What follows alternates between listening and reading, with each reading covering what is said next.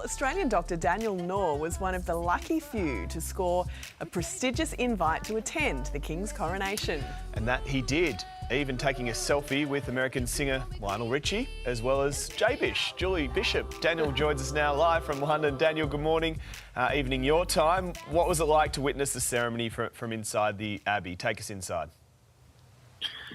I mean, it's hard to put it into words, if I'm being completely honest with you. It felt surreal.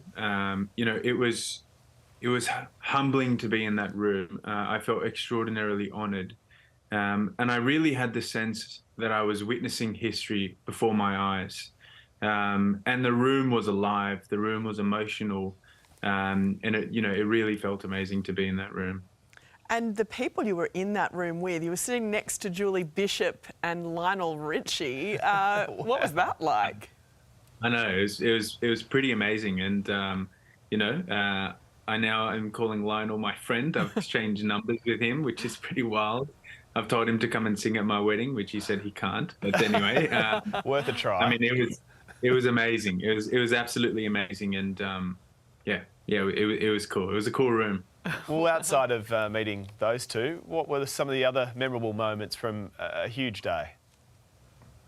Look, I'd say a couple key things. For me, the tradition of it all was really astounding, and the actual, the words and what they were saying, and the history and the significance behind it was something really that came to light being in that room. And I don't know if it was the music or the choir or what it was, but it was quite moving and emotional, and obviously seeing their majesties walking into Westminster Abbey and then walking out of it with the crown on their heads, that was certainly a highlight. 2,000 people made the guest list. How did you score your invite? Hey, I'm asking myself the same question. I really can't answer that. The Prime Minister came and visited one of our clinics in New South Wales with Streetside Medics out in Parramatta, and he mentioned there that they had picked me to represent Australia, and I can't really understand why me. There's nothing special about me, but I do think that I'm representing more than myself. I'm representing people that really want to contribute to the society and give back any way, shape or form. And with me today, I've got, all my supporters, the board of Streetside Medics, our volunteers, and the patients that we serve on a daily basis, all being recognised for their significant contribution. Well, there is something special about you. You're selling yourself a bit short there. The service you're providing to people on the streets is incredible, so you definitely deserve your place. And Lionel won't sing at your wedding, but Jane says she will. So... And you don't want that to happen, Daniel. Trust me. Thank you, Daniel. Enjoy the party as it continues. The champagne corks have now popped. The coronation quiche, it's been devoured. Royalists spent the night celebrating at homes across the country. And I'm told that one of the best parties was on the Gold Coast at Sarah Galley's house, and Sarah joins us now. Good morning to you, Sarah. I can see all your decorations are still up this morning. How did you celebrate last night? I had a bit of a girls' night. We had about 15 or 16 of my closest friends over, and we all sat around drinking champagne, drinking Pims, a few G&Ts, watching the procession. And what was on the menu there, Sarah? We had fish and chips, we had Yorkshire puddings, we had pie and mushy peas. Have you been a royalist your whole life? Victoria sponges. For as long as I can remember, yeah. Okay, so why did you want to hold a party like this?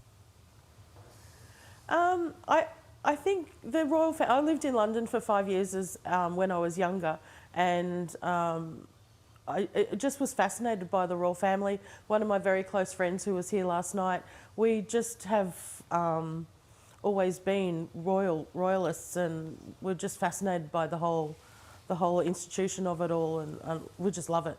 So what did you think of the show? The ceremony itself? There was a little bit of a part of me wishes Diana was part of it, but that's obviously history. But yeah, it was lovely, really nice. So those crowns look very heavy. They sure did. Did you have a favourite part, Sarah?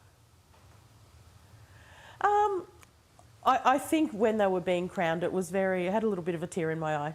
Is Charles going to make a good king? I hope so. He's had a long time to think about it. And Camilla as Queen? Yes. I think now, because they've had a lot of time together, and I think if it was 20 years ago, I think it would be a different story, but they've sort of had a long time to get used to it, and yeah, they'll be all right. They'll be good. Well, Sarah Galley, thanks so much for joining us this morning on Weekend Today. You've still got a concert to get through as well, so don't peak too early. Yes. Yeah, there won't be a party for that. She's done with the parties. Love the, all roiled love out. the crown or the tiara. Yes. As well. Well, the official event happened on the other side of the world. Coronation festivities have taken place across Australia too to celebrate the King's big day. Today, reporter Sarah Stewart joins us from Sydney. Sarah, parts of the country lit up last night.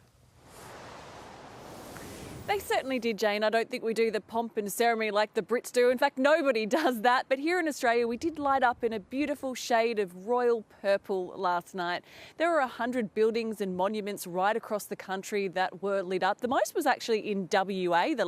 One of the least was here in Sydney. But look, in Brisbane, the Story Bridge looked absolutely spectacular. We know there were stadiums, there was the Gabba, there was the MCG, there was Town Hall. In Adelaide, the railway station as well lit up. This was all at the time of the coronation last night. Absolutely beautiful. But as I said, here in Sydney, unfortunately, the Opera House, it didn't light up. Many of us were hoping for a last-minute backflip, but that did not happen. In Sydney, though, there were lots of people in the afternoon in the parks eating their cucumber sandwiches, and by the time the sun went down, they were attending gala dinners, and the pub in the city as well, marking the occasion. Everyone having a very good time. I mean, it's very special. It's really being a part of history. It's an historical time of life, and I will say to you that this is my third monarch, and it's lovely to be here with friends and fellow members, and it's great, and I'll watch it all again tomorrow. So it was a very long night for those of us that watched it all, and I don't think I'll be watching it all again today, but there were some spectacular highlights. And if you're still in the mood today and you are in Sydney, come on down to Government House. The gates behind me will be opening at 10 o'clock. You can bring your picnic down, you can sit down, there'll be bands playing, and just put on your tiara again if you want to. All right, I'll have to get mine out of the cupboard, Sarah. I don't know what I did with it. Thank you. Good morning and welcome to this special edition of Today as we celebrate the coronation. King Charles III ushering in a new era for the royal family, crowned in an extravagant ceremony at Westminster Abbey. This service was a family affair with the Prince and Princess of Wales and their children too taking centre stage. But it was the King and his Queen who were the stars of the show as thousands took to the streets to celebrate, while buildings across our country lit up in tribute to our head of state. Let's take you live now to Buckingham Palace and our Europe correspondent, Kari-Anne Greenbank. Good morning to you, Kari. What an incredible day, but some notable absentees from the palace balcony. Good morning, Jane. Well, Prince Harry and Prince Andrew were not part of the balcony appearance. It was strictly working members of the royal family only, but it was a spectacular sight to see King Charles and Queen Camilla right here wearing their crowns, waving to the people who just moments earlier had pushed from the Mall to the gates of Buckingham Palace for just this moment. There was even a little encore when Charles and Camilla came back again for a brief moment. Then it was all eyes to the sky for the flyover. It was meant to involve around 60 aircraft, but because of the bad weather, it ended up just being helicopters and those iconic red arrows. That drew to an end the day's celebrations, but it was a day steeped in tradition, rich in history. It started here at Buckingham Palace as well with the King's procession. Charles and Camilla in the Diamond Jubilee state coach heading to Westminster Abbey. That's a coach that's actually built and designed in Australia. Then, on their return, the procession to rival all processions, the UK military describing it as their biggest ceremonial operation since Queen Elizabeth's coronation in 1953. But of course, the key pivotal moment to all of this was the coronation ceremony itself at Westminster Abbey, a place that has seen kings and queens crowned since 1066 when William the Conqueror was crowned. Hey there, Today fans. Sarah and... What's my name again? Oh my goodness, Carl. Hey, thanks for watching our YouTube channel, though. Subscribe now for more news, special reports, and amazing Aussie stories. And Carl misbehaving, Whoa, of course. that never happens. Always happens. What's she talking about?